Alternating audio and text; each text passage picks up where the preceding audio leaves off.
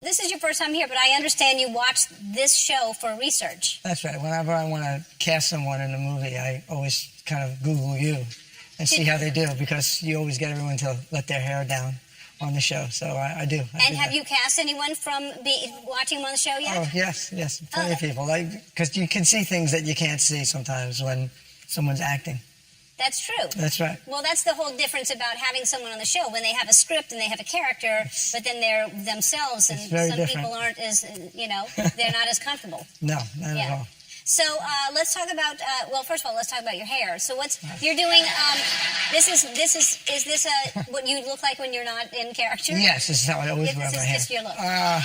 No, it's for a movie that I've just finished shooting and directing. Yeah. I can't wait to see the movie. Yeah, when is that coming out? It'll be next year. And what's the name? It's called Going Places. All right, I can't wait to see it. Okay, so Night Of.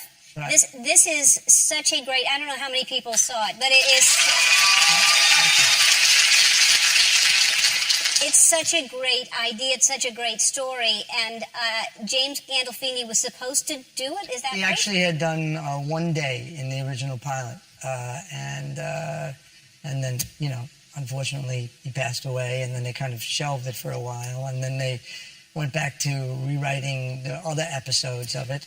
And then they approached me, and James was a very good friend of mine. So at first I had a lot of trepidation about it, but then he was a wonderful actor and was a dear friend. And then I saw the pilot and saw that he hadn't really done that much, and I read all the scripts, and I really loved it. So tell everyone what it's about. It's without giving too much away, but it's really about a young man who's accused of committing a murder, and about him entering the criminal justice system and what happens to him, how he changes, how it affects his parents, how the prosecutors are affected, how his defense people are affected by it, and the cost of it. If you enter the system and you don't have money, you're really in trouble. And it really takes it apart, in minutia. And I think that's kind of the brilliance of the piece. Yeah. And you're so good. I mean, it's just like you are, I mean, everybody is great in it, but you are so good in it. And we see a lot of your feet because you have eczema, so there's a lot of your feet in it. And that must have taken a while to put that makeup on to make it look like that. I would have to do... Unless you have eczema. And I don't No, I don't have eczema. I actually have very smooth skin. So I would do a stretch out before all this Pilates before I would get in the chair. I'm not as flexible as the young girl who just came on. So I'd like to be able to paint my toenails that way. I'm still recovering from that. Yeah. But yes, and then we'd be in the chair. Stephen Kelly was my makeup artist. And how long did it take?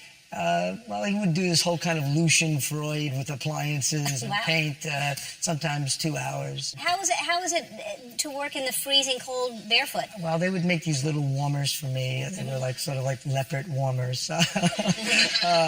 And that helps. But I would only be able to do so many takes when I was outside. Yeah. But what was fascinating about it was, I was playing a guy who has all the potential to be a great lawyer, but doesn't have the stomach for it. And I think you see that in lots of walks of life, all these people who are really talented in different fields, and sometimes they just don't have the constitution to do that. And I thought that was something interesting.